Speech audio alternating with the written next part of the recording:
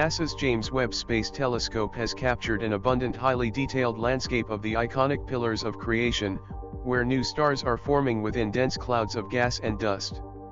The three-dimensional pillars look like great rock origination but are far more permeable.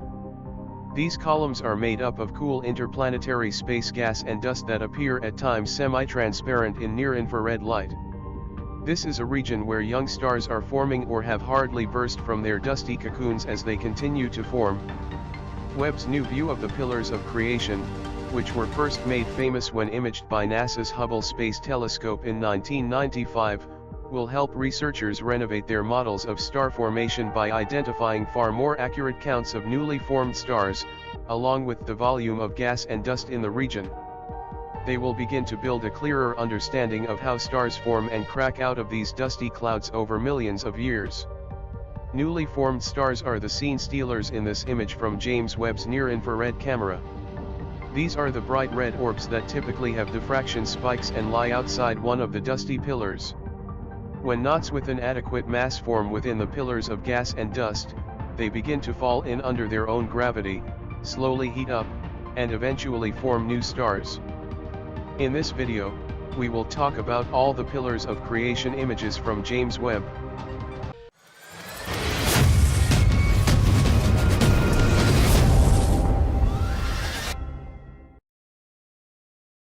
MIRI image. NASA's James Webb Space Telescope's mid-infrared view of the pillars of creation strikes a chilling tone. Thousands of stars that exist in this region disappear and apparently endless layers of gas and dust become the most important thing.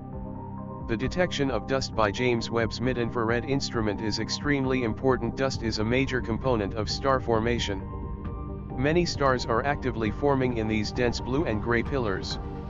When knots of gas and dust with enough mass form in these regions, they begin to fall down under their own gravitational attraction, slowly heat up, and eventually form new stars. Although the stars appear missing, they aren't. Stars typically do not discharge much mid-infrared light. Instead, they are easiest to detect in ultraviolet, visible, and near-infrared light. In this MIRI view, two types of stars can be identified. The stars at the end of the thick, dusty pillars have recently eroded the material surrounding them. They show up in red because their atmospheres are still enveloped in cloaks of dust. In contrast, blue tones indicate stars that are older and have shed most of their gas and dust. Mid-infrared light also details dense regions of gas and dust. The red region toward the top, which forms a delicate V shape, is where the dust is both disseminate and cooler. And although it may seem like the scene clears toward the bottom left of this view, the darkest gray areas are where the densest and coolest regions of dust lie. Notice that there are many fewer stars and no background galaxies popping into view. Mid-infrared data from James Webb will help researchers determine exactly how much dust is in this region and what it's made of.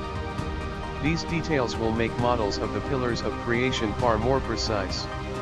Over time, we will begin to more clearly understand how stars form and burst out of these dusty clouds over millions of years. MIRI compass image. This image of the pillars of creation, captured by Webb's mid-infrared instrument, shows compass arrows, a scale bar, and a color key for reference. It lies within the Eagle Nebula, which is also known as Messier 16. The north and east compass arrows show the orientation of the image on the sky. The relationship between north and east in the sky as seen below is flipped relative to direction arrows on a map of the ground as seen from above. The scale bar is labeled in light years, which is the distance that light travels in 1 Earth year. It takes 2 years for light to travel a distance equal to the length of the scale bar. 1 light year is equal to about 5.88 trillion miles. The field of view shown in this image is approximately 7 light years across.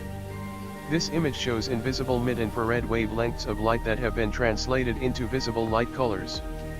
The color key shows which MIRI filters were used when collecting the light. The color of each filter name is the visible light color used to represent the infrared light that passes through that filter. Hubble and Webb images side by side. NASA's Hubble Space Telescope made the pillars of creation famous with its first image in 1995, but revisited the scene in 2001 to reveal a sharper, wider view in visible light, shown above at left. A new, near-infrared light view from NASA's James Webb Space Telescope, at right, helps us peer through more of the dust in this star-forming region. The thick, dusty brown pillars are no longer as opaque, and many more red stars that are still forming come into view. While the pillars of gas and dust seem darker and less penetrable in Hubble's view, but they appear more diaphanous in James Webb's. The background of this Hubble image is like a sunrise, beginning in yellows at the bottom, before transitioning to light green and deeper blues at the top. These colors highlight the thickness of the dust all around the pillars, which obscures many more stars in the overall region. In contrast, the background light in James Webb's image appears in blue hues, which highlights the hydrogen atoms, and reveals an abundance of stars spread across the scene. By penetrating the dusty pillars, Webb also allows us to identify stars that have recently, or are about to, burst free. Near-infrared light can penetrate thick dust clouds, allowing us to learn so much more about this incredible scene. Both views show us what is happening locally. Although Hubble highlights many thick layers of dust and James Webb shows more of the stars, neither shows us the deeper universe. Dust blocks the view in Hubble's image, but James Webb's major role is played by the interstellar medium. It acts like thick smoke or fog, preventing us from peering into the deeper universe, where countless galaxies exist. The pillars are a small region within the Eagle Nebula, a vast star-forming region 6,500 light-years from Earth. What about those wavy lines that look like lava at the edges of some pillars? These are ejections from stars still forming within the gas and dust. Young stars periodically shoot out supersonic jets that collide with clouds of material, like these thick pillars. This sometimes also results in bow shocks, which can form wavy patterns. The crimson glow comes from the energetic hydrogen molecules that result from jets and shocks. This is evident in the second and third pillars from the top. The NIRCam image is practically pulsing with their activity. According to estimation, these young stars are only a few 100,000 years old. Although it may appear that near-infrared light has allowed James Webb to stick through the clouds to disclose great cosmic distances beyond the pillars, there are almost no galaxies in this view.